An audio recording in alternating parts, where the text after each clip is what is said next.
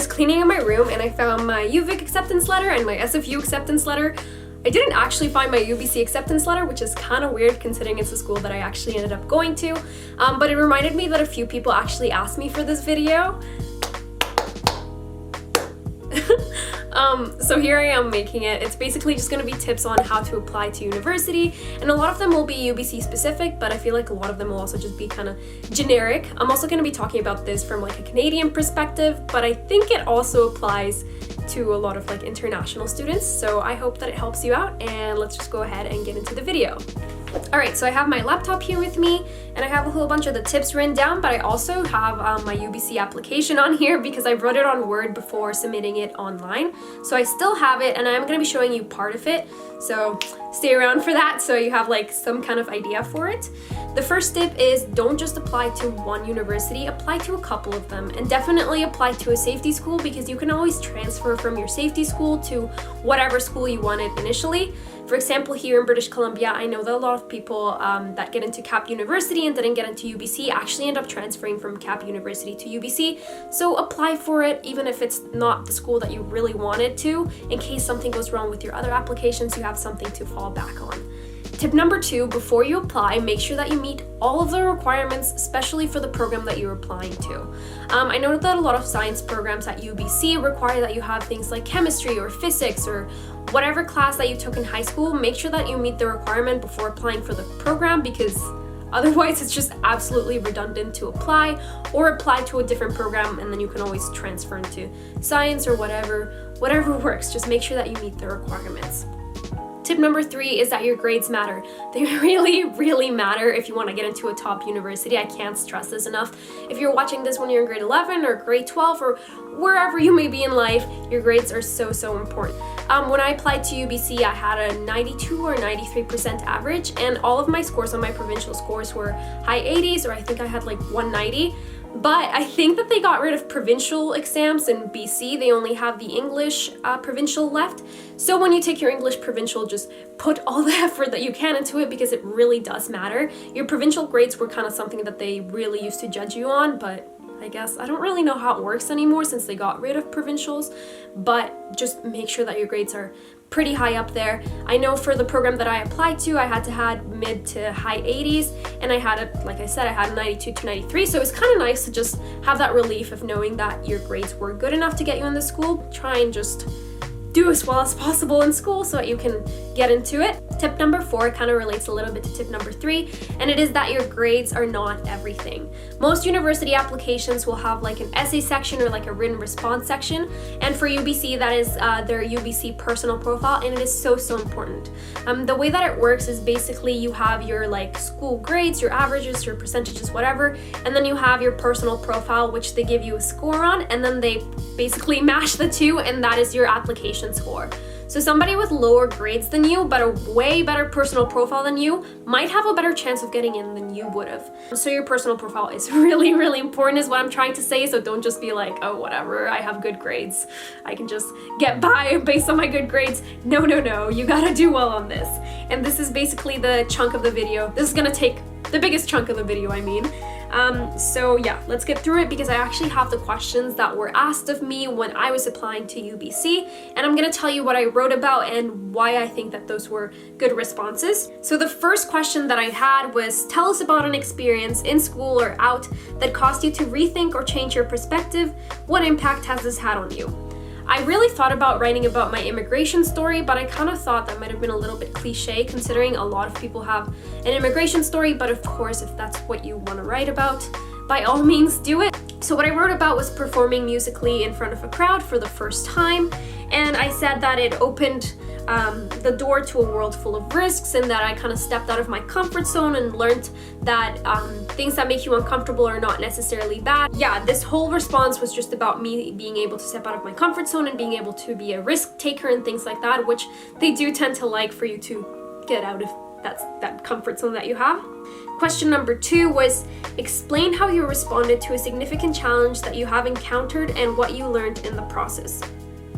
So what I wrote about here was about my cousin being diagnosed with cancer, as well as my grandmother being diagnosed with cancer, which is, I'm not really gonna get into it, but basically what I said is that I took a challenge that was there for me, and then I made something quote unquote good out of it. I started a Relay for Life team with a really good friend of mine, and we're co-captains of the team, and we fundraised for cancer and things like that. So basically what I said was that there was a community that kind of changed me and I didn't know that existed, and I kind of had some like leadership skills that I could apply to Relay for Life, and I learned a whole bunch of leadership skills within being captain for Relay for Life. And I also said that it was reasonable to ask for help when you needed to, instead of like trying to toughen things out, which I think was a good thing to kind of write about. And then they have like another response little section that says, please include any additional information that you would like the admissions committee to consider when reviewing your application. It says that it's optional, but don't leave it blank. Give them as much information as you can give them. And this is the section where I actually put things about my immigration story and how I moved from Colombia to Vancouver, and how much I love the city and how much I really wanted to go to UBC and things like that. And then they get you to list, I believe, how many activities did I think it's 5 activities that you kind of had outside of school, and then they get you to write about one of them. So I'm gonna get going on that first, and then I'll tell you about the activities that I actually participated in. So the question says, tell us more about one of the activities that you listed above, explaining what your goals were, what you did to pursue them, the results achieved, and what you learned in the process. So here I kind of just talked about my acting career and kind of what I've learned throughout it, and like what gave me the initiative to start acting and to pursue it, and the like risks that I had to take every time that I go into like an audition and things like that, but also how I can like express myself and be able to receive criticism and take it in a positive way and make something good out of it.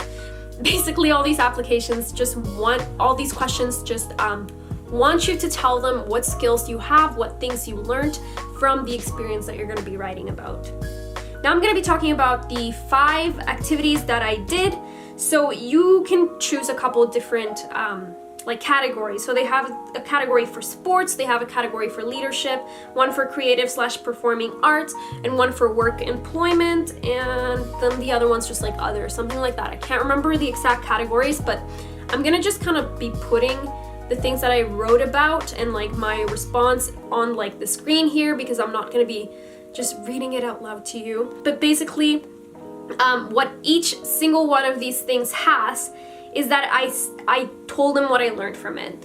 Try and be as diverse as possible, telling them things that will show them that you are a good applicant. And yeah, I think that's basically it. I'm just gonna be putting them here, and you can pause and see what is quote unquote good about them. Also, I know what I'm about to say is kind of shitty, but I did hear about it from a whole bunch of different people and teachers, and while I was doing my application process, I was basically just told not to write about anything related to mental health, things like depression or anxiety or things like that you might have struggled with. Just don't write about them. I don't really know what their huge issue is with them, but like my speculation is that they might not want to have to deal with like a suicide on campus or any kind of those stories, or they might not think that you'll be able to handle the pressure of university, and that being accepted into university will just cause you more anxiety and things that you can't deal with, which is just absolutely shitty, because people with mental health issues are probably some of the strongest people that I know. But yeah, just try and stray away from that. I feel like that is something that is worth mentioning, because I do want you to be able to get into the university, and apparently they don't like that.